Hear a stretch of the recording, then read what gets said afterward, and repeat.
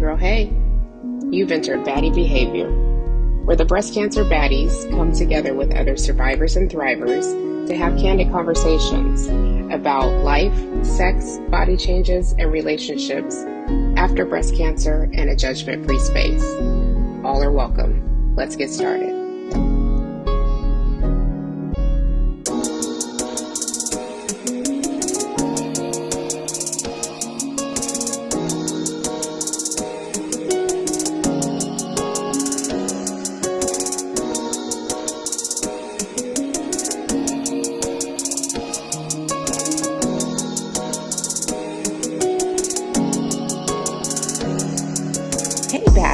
My name is Cynthia, and I am a breast cancer Baddie ambassador from Houston, Texas, but I'm originally and always will be a Cali girl.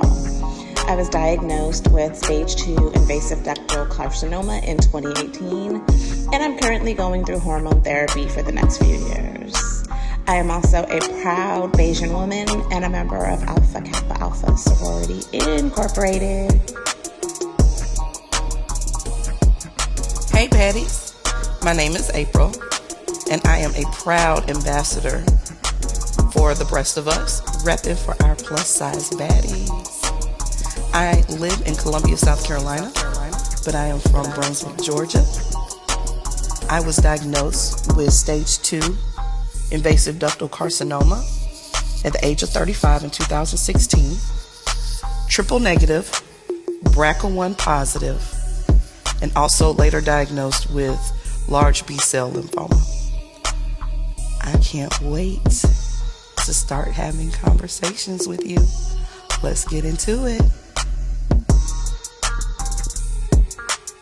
Well, hello. How are you, sis? Girl, I'm good. How are you? I'm just trying to stay awake. I don't know what's been going on with me the last couple of days. I just want to sleep all day. You been eating properly? Yeah, I think so. Okay. I Hydrating? think so. I have not been drinking enough water. I can honestly say I need to drink more water. But I'm on Manjaro, and I just went up on my dosage.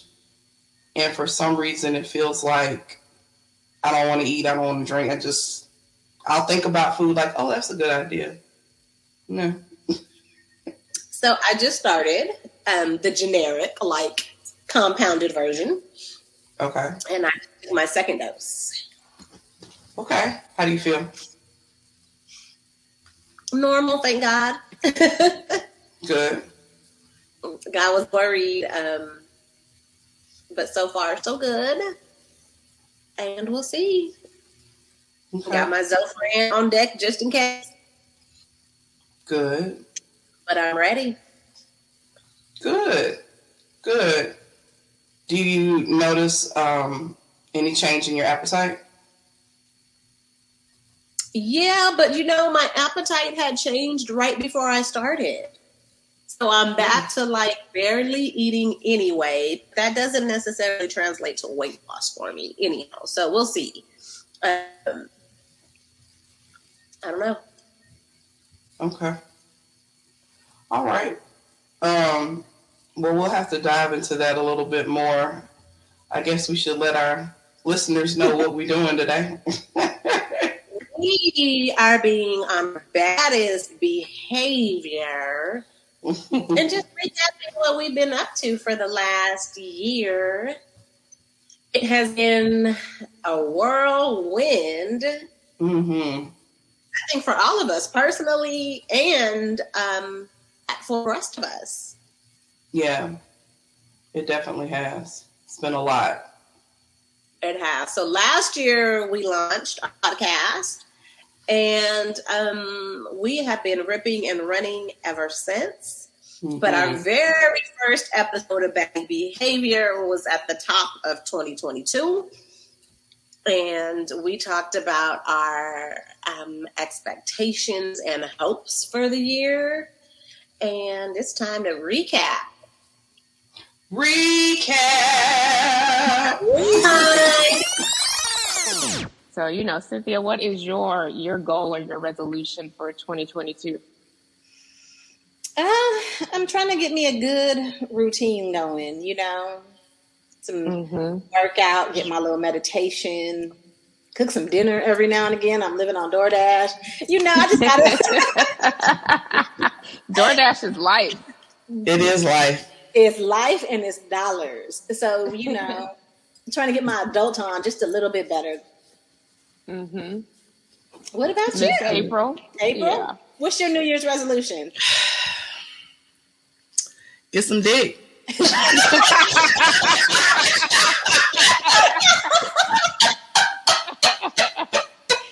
Straight to the point. Just straight to it. Huh? I'm not even mad at that. I'm going to go ahead and add that one to my list too. So, other than talking about wanting to get laid, I don't even remember what I said I wanted in 22. What about you? I definitely got laid.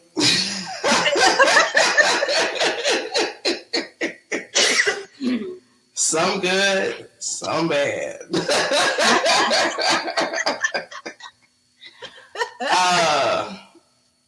I remember talking about that, and I remember talking about making myself a priority for 2022, and I absolutely did that. Was focused more on my health as far as clean eating, meeting with doctors, pursuing weight loss surgery. Haven't done it yet because unfortunately in South Carolina, my insurance doesn't cover it, which sucks. A lot of insurance companies don't cover it here. But interesting enough, if I was on Medicaid or Medicare, I could get it. I think it's wild that they complain so much about us big folks and the expense and all of these things, but they don't want to cover the surgery nor the medications that could potentially make us unbeatable, And right. So I can see not just covering it indefinitely, but we'll give you one good shot at it. If you blow it, that's on you. But at least give us that opportunity. Because my insurance is the same. They don't cover any weight loss surgeries, and they don't cover the meds. Mm-hmm. Same. And so it's like, if you complain that I'm too fat, and I'm going to have all of these comorbidities and other issues that are going to cost y'all money, why would you not want me to try to help me get skinny again? Or smaller, Mm-hmm. Girl, I can't even begin to make heads or tails of it. Just like all the other things our wonderful Supreme Court has passed on today and, in the past year. It's ridiculous to me. But especially those of us who have been diagnosed with breast cancer, one of the side effects from our life-saving medications is weight gain. So for me, pre-cancer, I didn't have high blood pressure. I wasn't a diabetic. But after, high blood pressure, pre-diabetic. So obviously, one or two things happened. Either it changed because I went through cancer and all the other drugs and all the other things. That could be a possibility. There also is a family history of both. So maybe it developed because it was something already there, genetic-wise. I don't know, but I do feel that, one of the trending topics in our community is the crazy amount of weight gain that you experience on, medications that we have to take after chemo. And a lot of it is belly fat. And the belly fat is directly associated with heart disease and heart attacks. So dangerous kind of fat. Right. So why would it not be standard of care for us to have, for the weight loss medications or weight loss surgeries to be the next thing for us to do? I mean, if I want to have revisions to my chest, if I want to get tummy tucks, all of it because of the breast cancer, I can do that for the rest of my life. but I can't have weight loss surgery? And I think because it doesn't affect everybody, and they look down upon it, right? If you're fat, I'm gonna use the word fat because that's, if you use the fat, it's because you're lazy, because you overeat, because you have bad habits. That's it. That's all, right? Right. And so they look down upon those of us who are overweight. But if you notice trends with the weight loss drugs, people aren't doing anything different, but they're losing weight. So it's balancing their body and their hormones. People with PCOS who struggle to lose weight despite doing all of the right things, if the pounds are coming off, clearly it's something systemic within the body, as well as possibly some good bad eating habits, right? So if all it takes is a weekly injection to get people to lose weight, why would you want to do that? I don't know. You know, and it's like PCOS and the hormonal treatments that we're on make it damn near impossible to lose. Right. And it's beyond what you eat, what you do, how often you exercise. And the doctors tell you straight up, it's going to 10 times harder, if not impossible, for you to lose the weight. Right. So last year, you brought up working out. I started a membership with Orange Theory. Mm-hmm. It was by far the hardest workout I've ever done because you're on a treadmill, you're on the rowing machine, then you're doing free weights. Like the first month, I would say, of going, it was hard. I had to modify the workouts. I could not do them because it just was hard. But then I got to the point where I was able to do the workouts without modifying. I was able to keep up the pace. But then I wasn't losing any weight.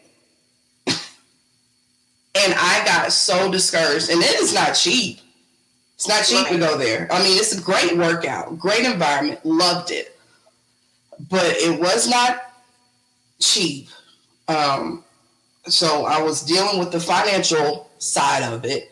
And then on top of that, I'm not losing any weight, like not significant weight. My body was changing and I could see that I was improving as far as being able to have the stamina to do the workouts. But let's be real. I didn't start that for stamina. I started because I want to lose some weight.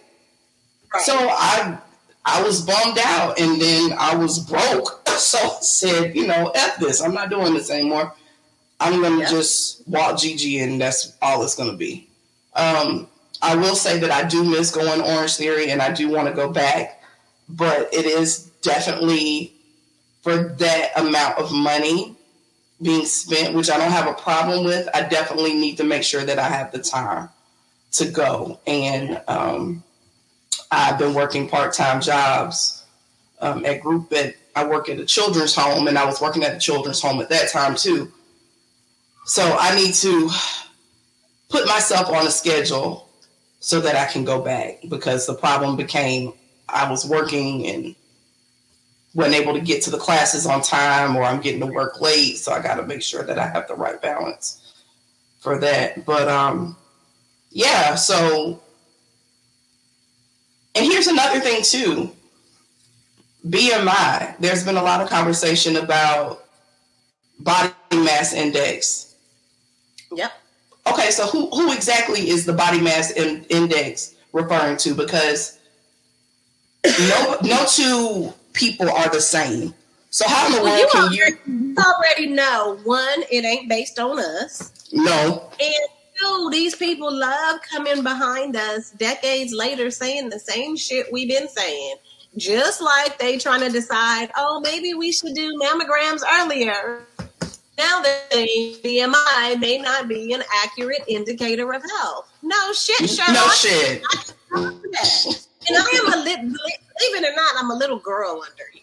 I am, 5'3", very small.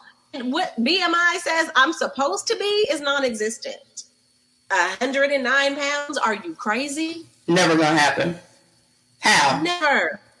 Y'all not gonna be talking about me. Oh, she on crack. Black folks is good. As soon as you drop you on that shit. Right. You got forever, but as soon as you drop more than 2 pounds on that shit, you're looking a little crazy now. Hey, what's going on? Yeah. So there's there's a lot of work that we still got to do in this space with that, which it was another thing that we did for the rest of us. We really have within the last year and some change been participating in different advocacy trainings. You will be going to Project Lead this summer. Congratulations. So excited. Thank you. Yeah, it's a great experience. Marissa and Miranda and I went last summer, so you and Tova and Veronica. Yep, are going this year. Yeah. I'm really excited. When I look at the agenda, and don't get me wrong, them days are full and long. Mm-hmm. But all the topics, I'm excited. Like the science of cancer, the genetics, all of the things. I'm just excited to learn more for myself, but to also be able to educate others. And of course, to make sure that there are women of color in the room, to learn, to give our perspective, to share, and to take up some space. Absolutely. Because, again, so many of these things, like all of these health rules and regulations and recommendations, they're not based on everybody. Mm-hmm. And so many things don't cater to our specific needs, and they should. They absolutely should, They should. So the benefit of you going to Project Lead and learning the science side of cancer will prepare you for conferences such as the San Antonio Breast Cancer Symposium, where you're in rooms with researchers, doctors, pharma, talking about different medications and talking about different research and things. So I was able to sit in on sessions in San Antonio about obesity and breast cancer, and learning more about the research that's being done and, the correlation between the two, different measures to take as far as helping with the weight loss and, stuff like that. So it was exciting to participate in San Antonio. It was a lot, but I was able to understand what was happening and what was going on because I had the experience and the training from Project Lead. So it's really, it's almost like the foundation of advocacy if you're wanting to pursue advocating on the science side of things, or even on the political side of things as well. Right. I think, working in a college of pharmacy, I've been in health sciences for the last almost 20 years. And as being someone responsible for educating the upcoming health professionals, knowing the science, knowing the medical side, knowing all of the things that they should know as healthcare providers, especially at an HBCU now, is important. They need to be able to provide culturally competent care. They Absolutely. need to understand the nuances of how these things are different in different populations. And of course, taking part in research. And shameless plug, TSU just got the $1 million funding for their mobile mammography van. Woo-hoo! And I am so excited. So getting, being the survivor who works with researchers doing that work every day, I can contribute so much more now. And hopefully see the outcomes, in our communities. And so, I'm grateful for the opportunity and really, really excited. Yeah. I really hope that in the time to come that more, especially our HBCUs, will become more involved in research and doing things that, this conversation we're having right now. Right. This should be one of the platforms for our HBCUs, because if nobody else is going to if other people are not going to take care of us, we need to be able to take care of ourselves or start doing the research. Like you mentioned today with the Supreme Court, segregation, yeah, you can be on either side of that coin. But what the world continues to tell us is we have to look out for our own.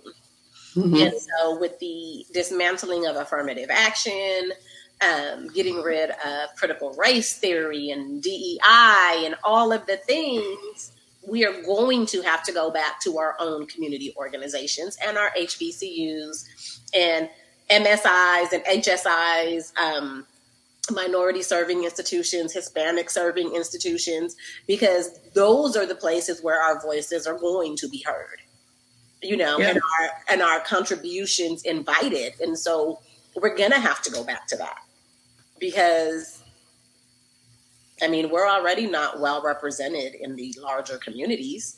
And now you're not factoring race into college admissions. Where are our children going to go?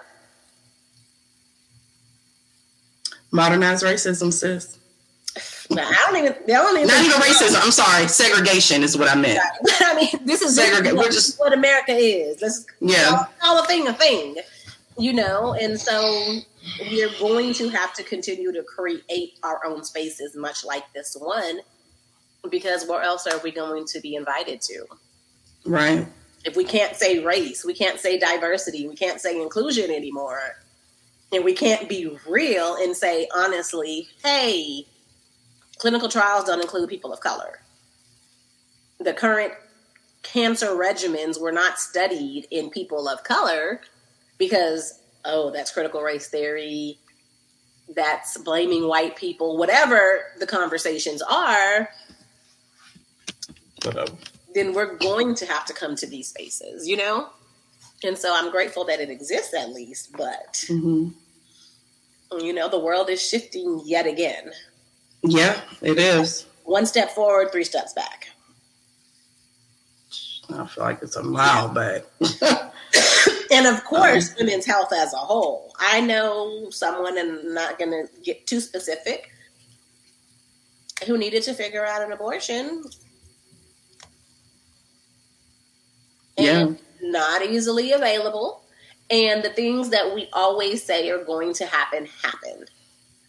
Though they did all of the things, now that you have complications, you have to be very careful about going to the emergency room because you can wind up in jail. So, shit is getting really real really quickly. Yeah. I just recently had an experience with someone wanting to have an abortion and can't. Where they live and because of their finances, they can't. And the ugly part about it, the elephant in the room, which is really not an elephant. It's just, it's just unspoken. The people who want access to that will have access to that and will be protected because they have the privilege and they have the means. But they have the connections. And these people who go in the ballot booth and vote against this stuff will still take their little daughters and their mistresses and take care of anything they need and still vote no for everybody else. Right. And that is the shame in all of this. Like it is. It is. And I just mentioned to you that I work at a children's home part-time. Right. So you have all of these things in place, and now I am pro whatever is best decision for you. Right. Okay. Whatever you decide to do with your body, I feel like is your business. That's between you and whomever. But you can't have abortions because supposedly it's being used as a form of birth control. But what are we doing for the orphans of our states? Nothing. These children who are in foster homes, who are, let's just be honest, there are people who are foster parents only because it's a check. Yeah. And then you have kids who are in children's homes that are not, it doesn't replace the fact their mother and father. I don't care what you say. So these same people who are pro-lifers, how many children have you fostered? Adopted? 0. Right. So I was reading somewhere that in some state they had immigrants to show up on some politician's front yard. It would be wrong if all of the orphan kids in the state showed up on the front in the yards of the folk who have voted against abortions. But then you're voting against things like school lunches and all of the support systems necessary to raise these kids that you swear we must have. But I'm going to take it a step further. So, recently I had fibroids removed. Mm-hmm. Discovered I had fibroids, all of this bleeding, and I'm gonna take you to 2 places. First of all, why the hell are there no meds when they go up in our cervix? That's number one. I go to the dentist and I can get gas, I can be put under, but you're gonna go remove fibroids and do all of these things and do this hysteroscopy to go in there, and they give you nothing. And there was a prescription my doctor wrote for a medication that softens and opens the cervix, but it's considered an abortion drug. And so I couldn't get it. It's ridiculous. And so their response is, we can give you a Xanax, take some ibuprofen, and that shit hurt. A Xanax. Hey, they believe me when I tell you, they limit them bad boys. The prescription is for 1, the bottle come with 1. And I'm like, I guarantee you, if it was a dude and some balls related, oh my God, they'd have all of the drugs available. Oh my God, there would be a prescription for cocaine if they needed it. Right. But I'm like, so some of these drugs, again, so there are larger ramifications to just saying no to abortion, you know, because again, to open up your cervix, to soften your cervix, to do the things, to be sure that your reproductive health is okay. Now some of that stuff is no longer available. Right. Right. And I was scared shitless going into that procedure, and it was well deserved. That shit hurt. And I'll just hold on a few more minutes. No. That is awful for a woman who has never had children to have your cervix opened, and then people just think that childbirth is over 12 to 48 hours sometimes. Mm-hmm. Cervix slowly opened, and we know how awful childbirth can be. And to just go in there willy-nilly one day, not pregnant, not in labor, and just snatch that thing open? Come on now. And not even be put to sleep. For the actual removal surgery, yes, but like to go in there and do the testing and to go get cells and biopsy. Oh, yeah. Mm-mm. That stuff is awful. It is. It's very uncomfortable. Pelvic ultrasound is very uncomfortable. And my doctor told me straight up, I'm writing this, but, I doubt you'll be able to get this prescription filled. It's sad. It really is. It's sad. And I think that the work that we're doing here, educating our community, which is part of our pillars, 3 pillars is to, educate our community. I think the more that we educate ourselves, the more of a voice our community will gain. Right. And hopefully use that so that we can reverse some of these decisions that have been made that impact us. I mean, until we speak up, nothing's going to change. We're going to have to speak up. We're going to have to use our voices. But it's ridiculous. I hate that you went through that. And I hate that anybody right now, for whatever reason, going through anything with possibly needing an abortion or having any kind of reproductive issues and not able to get the medications needed to ease those, the pain from those procedures. My heart goes out to you because it's not right. It's not. It's not right at all. So, still much work to be done. So very much. Yeah. Yeah. Speaking of cervix and dilating, one of the things that I also did last year was I went to physical therapy. Oh, that's right. Mm-hmm. Yeah. I went to physical therapy to, I guess, relax my cervix. Your pelvic floor. My pelvic floor. So that was interesting. That has become such a big thing. Mm-hmm. And I don't know, I'm a little skeptical sometimes. Like, I know suddenly every woman has pelvic floor dysfunction. What if you're not having good orgasms? Like, what, I don't know. So much to be learned about it. Like, you see all of these things now that you can get, and they make it look like a video game. Okay, so I have that one. I have the Perry Fit, and it looks kind of like a dildo, but not. And you play a game that looks like Angry Birds with your vagina, essentially. Okay. And so, like, you squeeze to jump over things and release and all of these things. How do you like it? Like most things, I'm not consistent enough with it, right? Mm-hmm.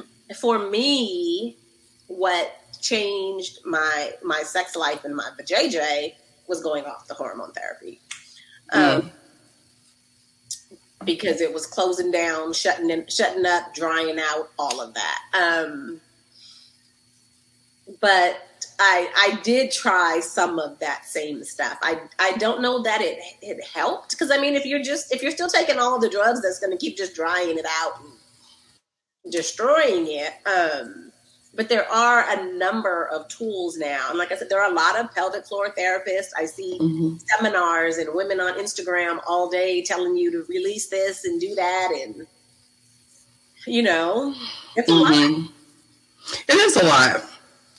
It's a lot. It's also, it's a part of, you got to make it a part of your routine. And, for me, even prior to cancer, I have like autoimmune issues, chronic pain, blah, blah, blah, blah, blah. So I was already doctor fatigued. Then you introduce cancer, chemo, I'm over it, right? Right. And so even now I have 10 appointments or so for fibroids and all of these things, the workout, the diet, the physical therapy, they just take so much time. Right. And you got to work on somebody's job. And life is lifing. Right. Life is life. You got to go get that bag. You got to get your paycheck. Most of us got a side hustle, to make ends meet. If you're in school like I am, if you want to be an involved breast cancer advocate, then you're dedicating your time to those endeavors as well. And then now I got to go get up in the stirrups and let somebody play with my vagina when cancer broke it to begin with. Like, it's just not fair. No. So tell me, did they play with your vagina in physical therapy? No, they did not. I did. So it's interesting because when I went, I did a lot of stretching. Mm-hmm. Most of it was stretching. So stretching, like walking on a treadmill or spending some time on the bike. Mm-hmm. And then like literally doing stretches on the floor or standing up. And then, of course, there were using the dilators. And you start off with the smallest dilator and you work your way up. But before using the dilator, stretching and breathing are important things to do before using the dilator. So it all makes sense. Like, think about like sex, right? So you're with your partner, and you don't just go straight to sex. There's got to be some intimacy. You've got to have some, kissing and touching and breathing, basically relaxing enough for things to open up. And that's really what therapy was. So, spending time doing, once again, making yourself a priority, getting up every day and stretching your body out. And it really helped me to understand the importance of yoga, because that's all yoga is stretching. And the more you stretch and the more movement you do with your body, the more open and the more flexible you become, and less stiff or pains that you may have. So it all made sense. It was nothing like I thought it would be. I thought somebody was going to come in there with the dilator, go in and move it around. No, none of that happened. I mean, I had the dilators. I had brought them with me. Right. And we did use them, but I was the one that was moving it around. But it's funny that you say that. So, my timing is so off. I can't place last year, this year, but I did a solo pleasure challenge that I had found on the internet, and part of that for me was reconnecting to my body and my sensuality. So I did a lot of stretching and what I call body connection time.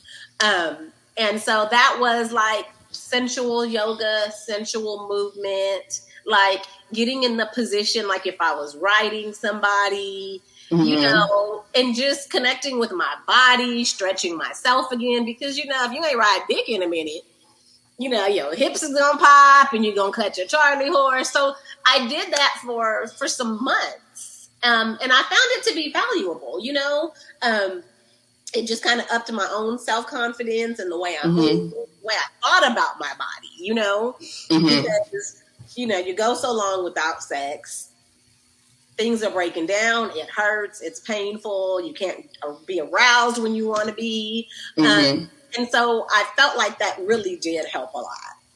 Okay. And so, and a shameless plug again for the rest of us is planning a pleasure challenge for the baddies. Maybe we can all reconnect to our sensual selves again. But I did find that to be really helpful. Okay. Our bodies become so clinical. I will whip these titties out for any and everybody. The whole world has seen them. You've been in the stirrups, you get pap smears, people look, you like, hey, whatever. Right. Sometimes we have to be deliberate about thinking about our bodies as pleasurable beings again, Right. And that's hard sometimes when you don't have a consistent partner, you're not in a relationship, that kind of caring for yourself and, the rigmarole, shaving and oiling your body because, you're about to get some kind of goes out the window. Yeah. Especially if you're not feeling well and your body's not cooperating, you've added weight, all of these things, we just don't look at ourselves the same. Right. Right. Sometimes that's climbing into bed in lingerie just for you. Setting the mood for yourself, even if you're just going to sleep. You ain't got to play with it, but sometimes just getting back to feeling like a sexy being is really helpful. So Right. Even the type of underwear that we might put on underneath our clothing for the day. Those small things, or how you wear your hair, or what type of shoes you've got on, just the little things that makes a difference. I'm not a girl who keeps my nails done consistently, but when I have my little toes painted, even if I'm still wearing my Chucks, you just feel a little different sometimes. And so, doing those things can really be helpful, and we've got to take the time because we wear so many hats. Yeah. And that sensuality, that femininity, whatever your itty is, sometimes you've got to call that back to the forefront. And so Absolutely. I was really deliberate about that, and it helped. And I need to stay consistent at doing that. Well, good. I'm looking forward to participating in this challenge because again, the time that we spend with improving ourselves is so valuable, because once we do that, that light shines out, and then people start asking like, girl, what's going on with you? Right. You smile, you walking, you got a little twitch in your step. What's going on? Yeah, so I'm looking forward to that. It's gonna be a lot of fun. But I hope that the ladies in our community will be open to doing it, because, in the South, that is frowned upon, or maybe just anywhere. Hear the word pleasure, and not once was the directive like, yo, go play with yourself, and so I think people have to work out what that means for them, right? Mm-hmm. Not everything is about the actual act of sex. Mm-hmm. And so hopefully, like I said, people will be open to exploring to even determine if it's really something for them or not. Right. People turned off by solo pleasure, just the words, thinking about what it might be or what they might be asked to do. But it's just having an open mind to seeing yourself as you want to be seen. Right. Being fully who you just want to be.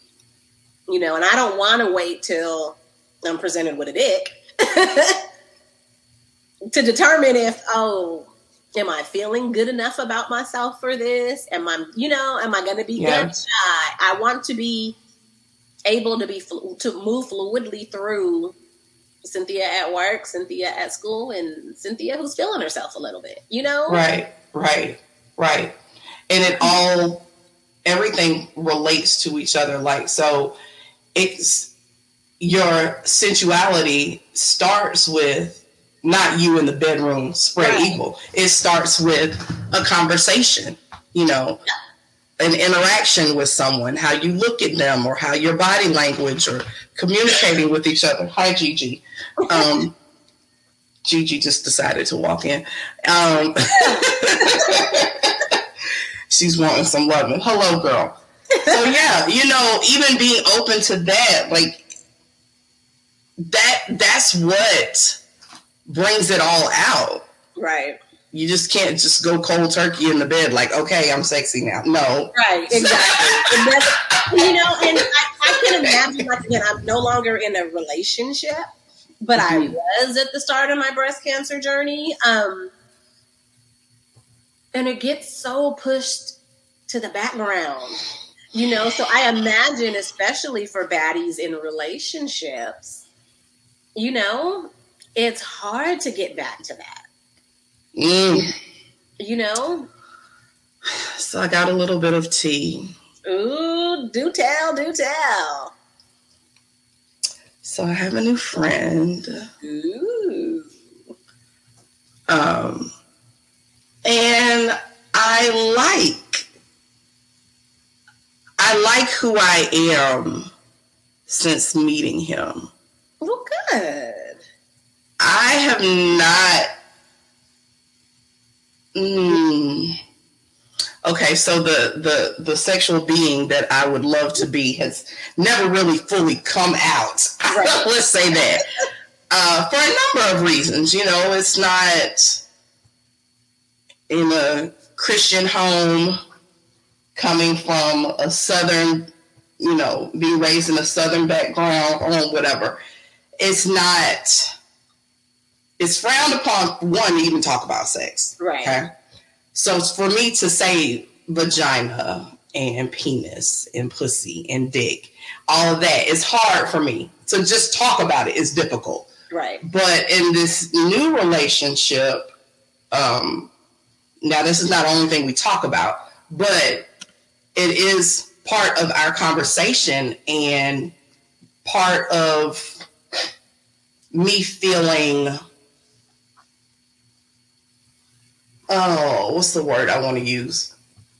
Not desired, because that's not it, but me being open, right, to, I guess, being more of a sexual being, and not just the physical sense, right. has helped a lot. Absolutely. I get that totally. Yeah. So like now I think about like, oh, I'm gonna see him today. What am I gonna wear today? Like, not saying that I didn't do that before, but it's just been so long. Like, maybe I forgot, or maybe it's different now because my body is different. Absolutely. So it's been nice. It's been nice, and I have to also say, since having reconstruction, the men who have seen, first of all, like you, I whip these things out all the time because I'm proud of it. Right. But the men who have seen my chest, they've been very complimentary. Like, oh my God, you just it looks like regular boobs to me. It just looks like you got a scar. Right. So, I mean, that helps, but the performance part of sex is still like, Yeah. how this thing gonna work out?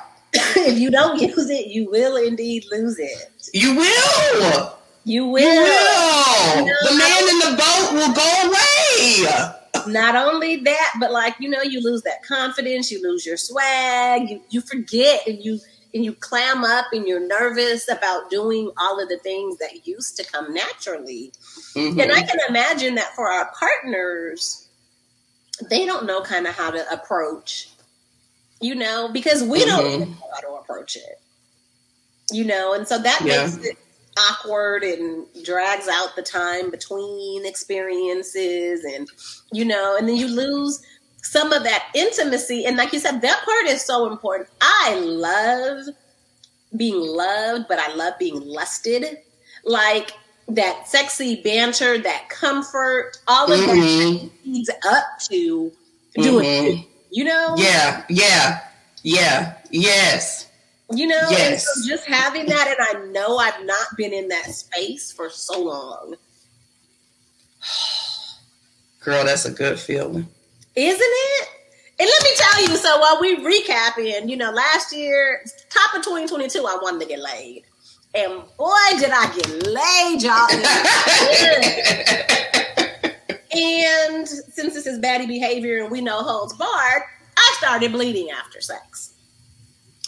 For the person that I was doing the do with, blood is a no-go. So that put a damper on stuff, and I couldn't figure out what was happening. And so I thought it was just the having sex after not having it for so long. And I thought it was the, the restretching of everything, and couldn't figure it out because I'd be fine. I'm like, well, I'm not spotting or anything. Let's try. And then after sex, bleeding. But then that's what led to the fibroids that really just put a stop on that for months, because it took me months to go to the doctor and do all of the things. But I've gotten the all clear, and I'm working my way back into trying to get me some again. Well, listen, make sure that you stretch. Definitely. Make sure you use lubricant. Absolutely. And it also helps to use lubricant even when you're not having sex, because that will prepare, gosh, Gigi, you're shedding a lot. That will help prepare, you for when you do actually have sex, moisturizing that area, because if it gets too dry, that's when it gets tight, right? And then that's when you do have sex and it's not lubricated or it's dry, the tearing, and that's when blood shows up. So I also got into the habit of my gynecologist gave me suggested a lubricant, and I love it. It's called Uberlube. You can order it off of Amazon, and it's really good. And I started using it like every day, just a little bit. It's so funny because Amazon and online shopping gets me. So I order lube, and it's like a 2-liter bottle of soda. Oh, wow. You need to put that in one of those automatic dispensers. Right, like Goody taught us. But so having sex, so you have lube, and I get to giggling and almost kill the mood because I'm like, I gotta go in this little nightstand and pull out this 2-liter bottle of lube, you know. But again, that body connection for me is I oil up and moisturize and pamper the vagina when I do my body care every day. Mm-hmm. Yeah. You know, we put oil on our lips and we moisturize our feet and our ashy ass elbows. We need to pamper the pussy, you know? Right. And so, you know, being, again, deliberate about these things and taking the time so that it's not just a mechanical, oh, I got to do this. Stop and enjoy feeling yourself. You know, it doesn't have to be, oh, I'm about to stop and really get into this. Yeah. But again, touch yourself with gentle hands and see how you feel and, you know, do all of the things while you're doing it. Yeah. Yeah. Because you got to know what's going on in your, all over your body. You do. Absolutely. Yeah. It's not taboo. You got to know, you got to feel yourself, not just so that you know what you like, but also so you can tell the difference when something's not right. Absolutely. Yeah. So the new friend definitely has lit a little fire in my little sexual being. And I have been off of letrozole. I've been off of letrozole now for a year. Oh, good. And there is definitely a difference in my sex life since being off of letrozole. And see, this is this weird breast cancer world, right? And maybe it's the Manjaro now that I'm thinking of it. Well, so this morning, surprisingly, around about 6-ish, I had the most amazing dirty dream. And thoroughly enjoyed it. But breast cancer world. So in my head, I was kind of like, shit, are my hormones too high? Like, you know, like this app, like you want to be able to orgasm and feel good. But in the back of my mind, I was like, shit. Like, are my hormones too high? Is this bad? Like, you know? I think it's just, okay, so maybe that's also a thing too. So, forget it. We're doing Baddie behavior. So I now I'm starting to be horny again. Like that was a thing. Like I was not horny before, but now I am. Like, so I'm talking to my friend and I just was like, I gotta see you today. Like I need to see you now. And it's like it's whatever was off is now on. Like, right. I don't have to worry about dryness like I used to. Now it's still is tight and it still is a little bit uncomfortable, but that's because it's been so long. But girl, oh my God. A whole new world. Right. It's like discovering yourself all over again. Yes. And, you know, I've heard for so long, like, oh, when you hit your 40s, that's your a woman's sexual peak, blah, blah. And when I hit 40, I wasn't having sex. It wasn't happening because one, it was uncomfortable as hell. Two, I didn't have a partner at the time. And it just wasn't happening. So now, you know, I'm in a different place, a different headspace, and I'm also not on the medication. Right. I am on Manjaro, but I'm not on anything breast cancer related. Right. So it's different. It's different. Yeah. So, and these are, once again, these are conversations. This is stuff that we're learning because we're talking to each other about it, right? Right. But outside of this space, who am I going to talk to about this? I can't talk to my mom about it because she hasn't had that experience, nor my sister. Right. So it's definitely been a life lesson as well as, you know, it's been a challenge too because, again, I'm not the most comfortable person talking about these intimate details, but I recognize that this is important because somebody is listening to this podcast, or is going to listen to this podcast and be like, oh, well, I'm not the only one. Oh, right. These are things that I can do. So, and our thoughts about our bodies and sex are much like our stigmas surrounding breast cancer, depending on the culture and the family you grew up in. My mom, we have a very comfortable and free relationship now, June, I'm glad we're besties, but dude, you tell me too many times.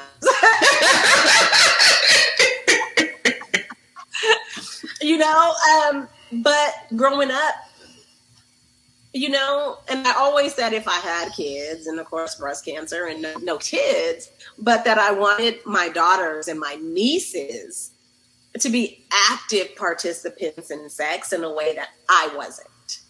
You get to a certain age and you're just doing it to be doing it. You're supposed to, and your own pleasure and how you feel about yourself is not kind of like anything you're thinking of. And because we don't talk about it with women think they're kind of passive partners sometimes.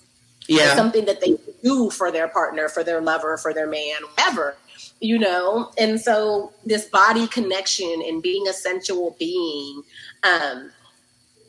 is like a new thing, for so many of us. Breast cancer or not. Yeah. I can definitely relate to being the sensual being and doing it for your own self-pleasure. Right. Sex in the past a lot of it has been about making sure he enjoyed himself, or he, got his rocks off. It wasn't so much about me. Now it's like I said, I gotta have this now. And enjoying that. In my last relationship, that my pleasure was important to him, and the more I enjoyed, the more he enjoyed. But I was still getting to this place of for real comfort with my body and my sexuality, And this is from someone who was married prior to that relationship, And so the less we talk about sex, the worse doing it, But I think men like to see us, or not just men, our partners like to see us enjoying sex. That's the whole point of doing it, Right. But music in society tells us it's wham bang, you can't blow the back out, all of these things. And I think we're missing the mark sometimes. For me, at least, sex is best when we have some other intimacy. We ain't got to be all booed up. We ain't got to say I love you. But if there's some deeper connection, even if it's just sports or a mutual joke or whatever, but there's a true kind of connection, whatever that is, sex is so much better. Yes, And so absolutely. Actually, we'll take those cues and be able to be like, oh, maybe she didn't feel that. You enjoying? Do you like when I do this? Those are the things that, we haven't all learned, unfortunately. Or how to say back to that like that a lot more. Yeah. You know? And being okay with it. Right. Yeah. So, that's my little update.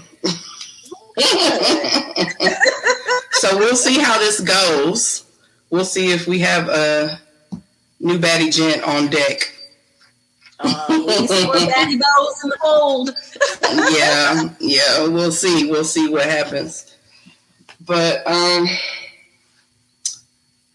I think we've talked about everything that we've done.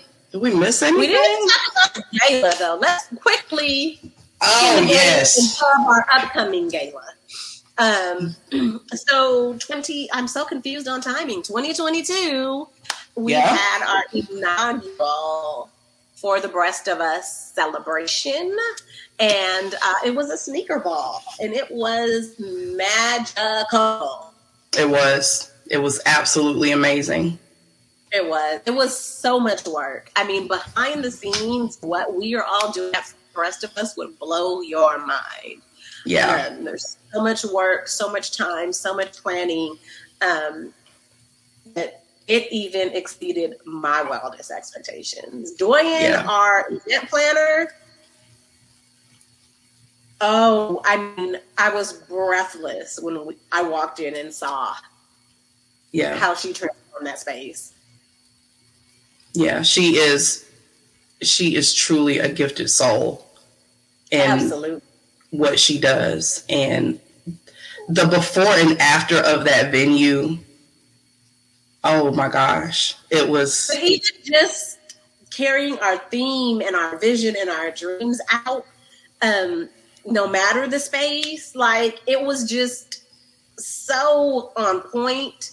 The little touch throughout that just, it was amazing. And like, I still get giddy thinking about walking into that space and seeing everything that had come to be. And just the magic of that night. Yes. Walking into the VIP area and seeing the large picture of all of us was just like, oh, wow. Yeah.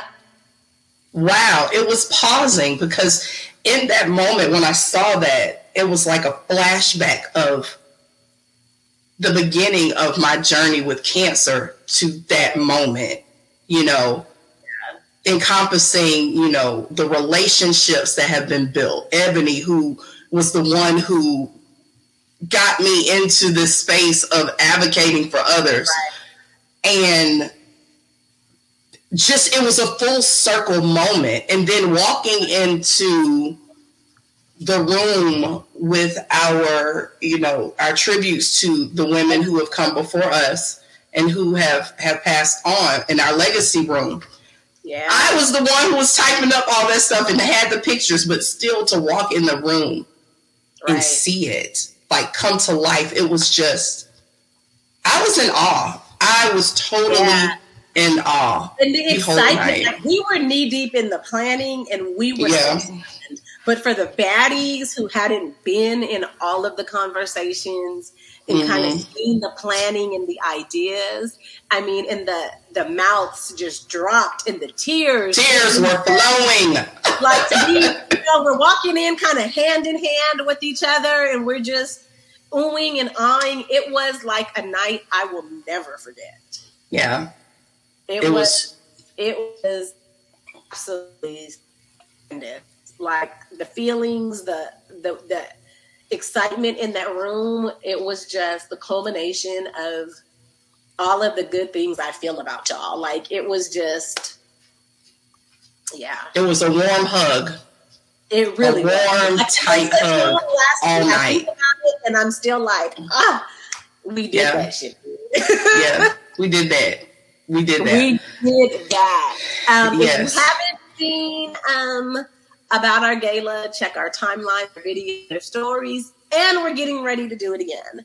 So 2022 here at Baddie headquarters in H-Town, and 2023 in September is going to be in Atlanta.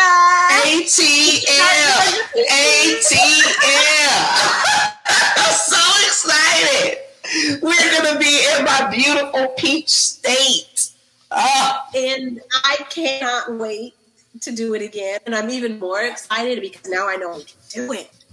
Yeah. And our theme is different this year. So last year it was a sneaker gala and it was the We Run This Gala.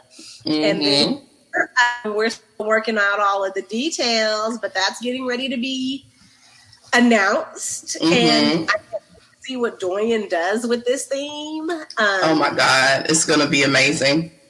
It's going to be amazing. It's going to be another mouth dropper. Cannot wait. Like the annual celebration with the baddies is like front and center, like the highlight of my year, you know, like I'm so looking forward to it. I can't wait, honestly. Can we give them the date? We can at least give them the date. Yes, I think we did save the date. So it is Saturday, September 16th. Yeah. In ATL, Georgia. I can't wait.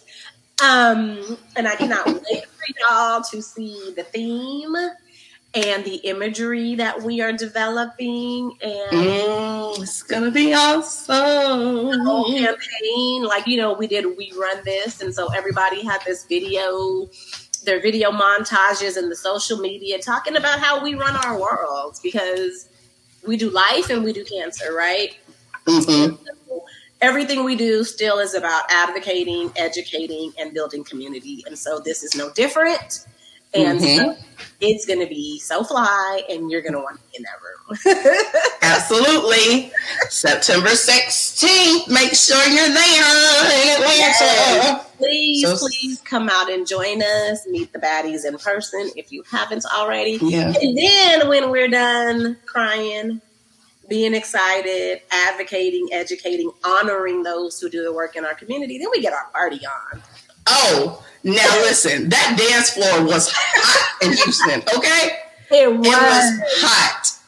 That video of Miranda and her little leg kick, like she was getting it. She was getting it. Miranda was getting it. Listen, she was the party starter, okay? Live was so live, like you want to be in that room. You really do. Yeah, you do. You do. Y'all definitely don't want to miss this. And so, again, as we recap, we also started in-person meetups. I was going to say, did we even talk about the meetups? Right. So we have been, For the Rest of Us started and will always be the first online community for women of color. But we are venturing more into the in-person spaces because community is important. While we can do it and we do it well virtually, there's nothing like having that in-person touch.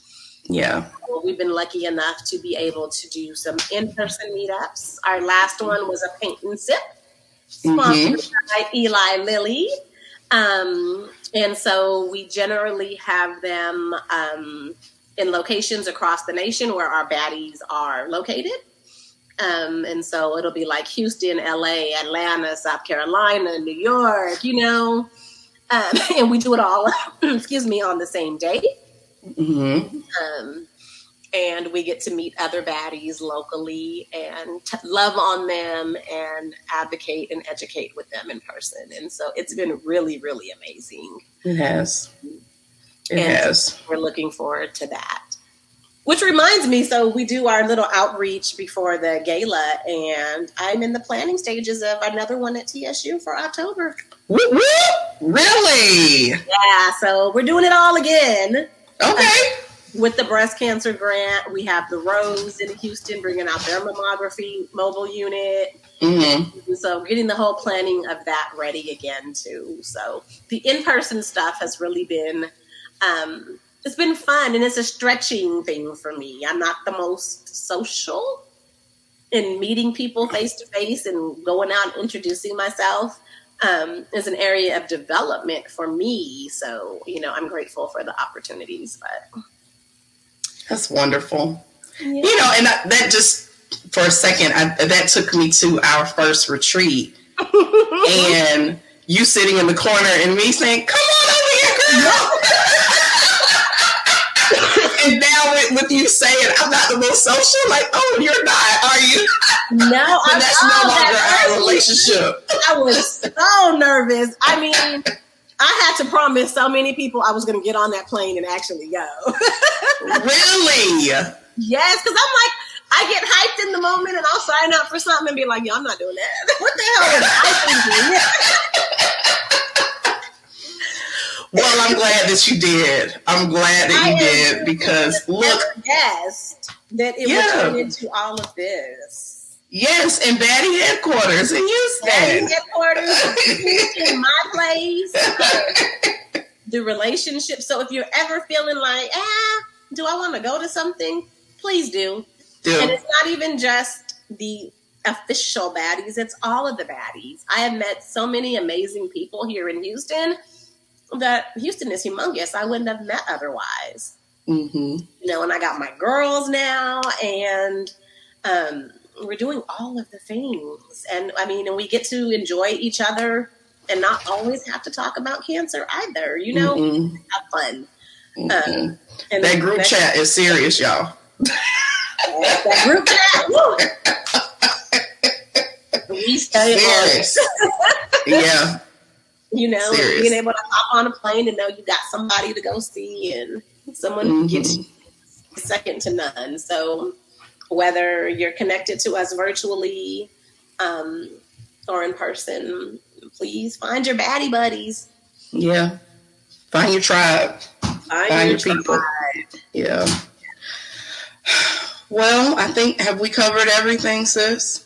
I think we have. Moral of the story is we got laid like we wanted to.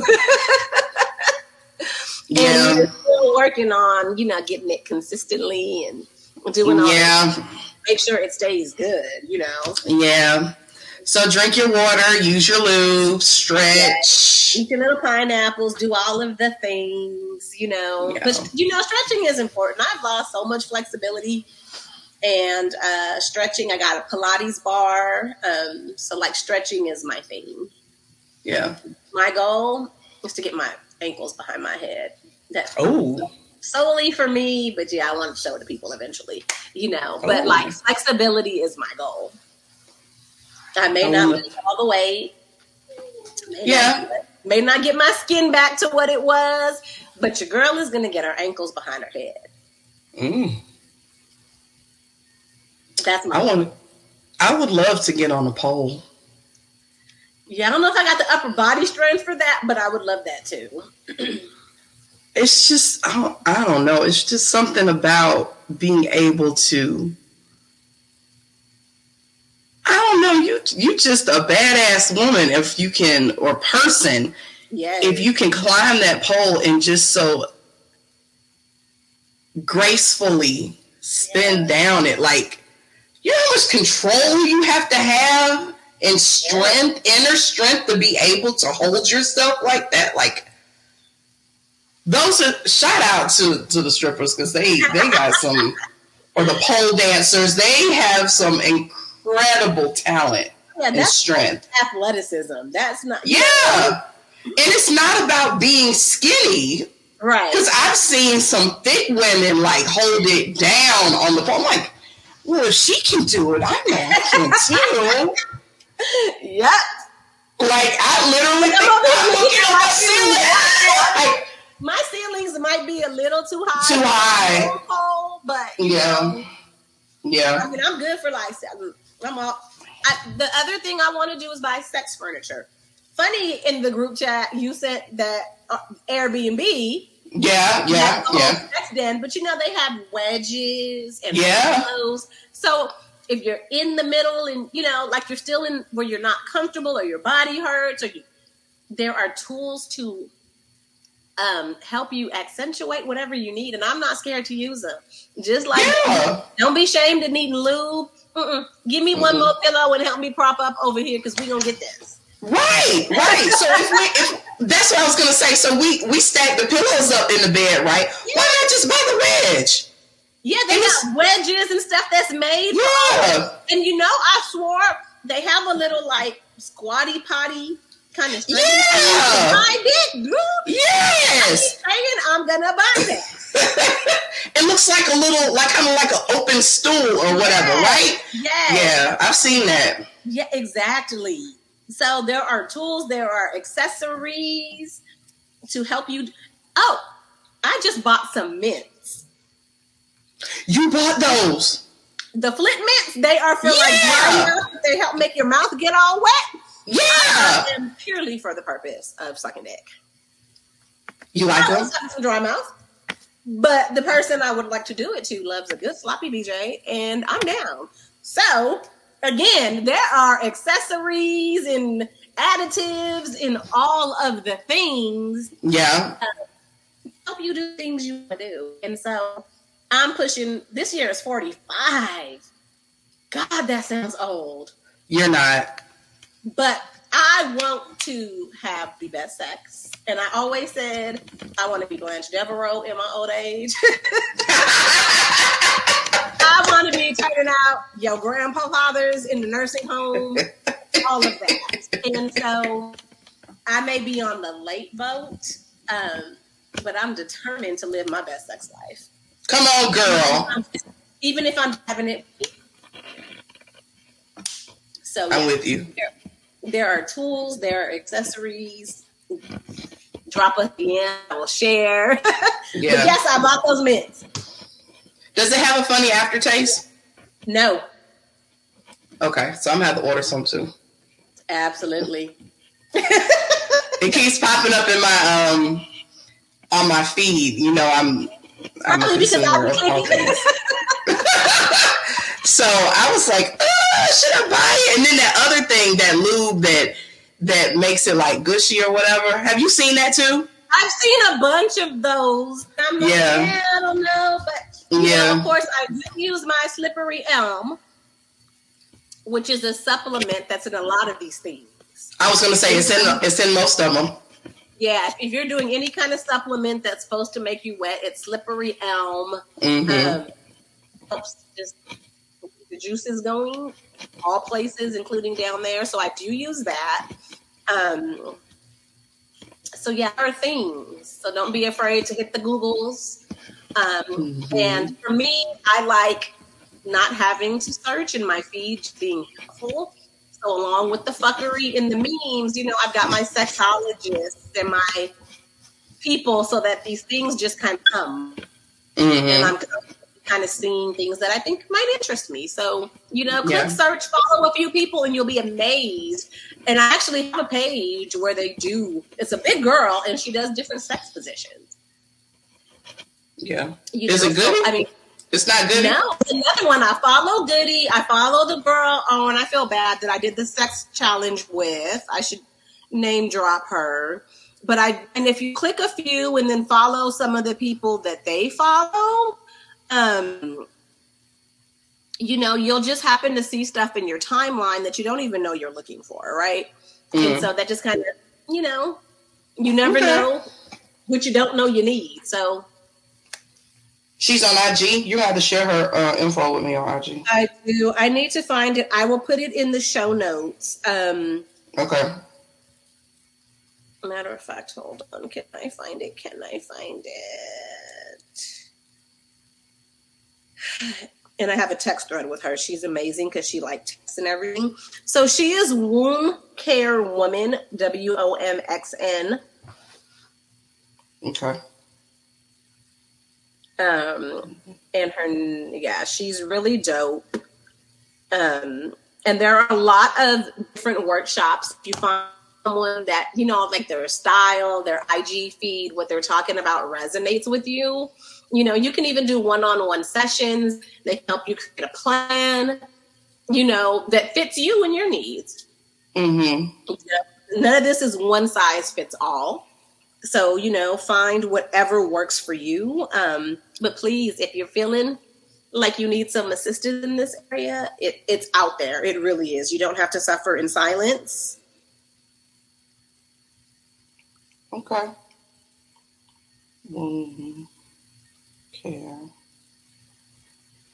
So I'll put some resources like Goody and Womb Care Woman and Flint Mints in the show notes so that y'all can check out some of the things we're talking about.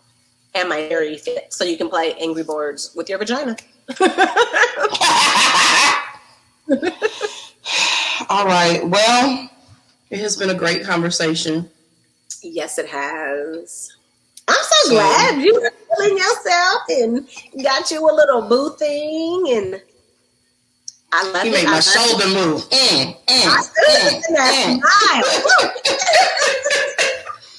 Yes, he is definitely giving me my woo woo back, and I love it. I love it. So, and I love it for you. I'm happy, you darling. Thank you. So, until next time, sis. Be on your baddest behavior. This is another Baddie creation brought to you by For the Rest of Us. Don't forget to subscribe to Baddie to Baddie wherever you get your podcasts. And follow us on Facebook and Instagram at For the Breast of Us, on Twitter at The Breast of Us, and check us out online at breastofus.com. Thanks for listening.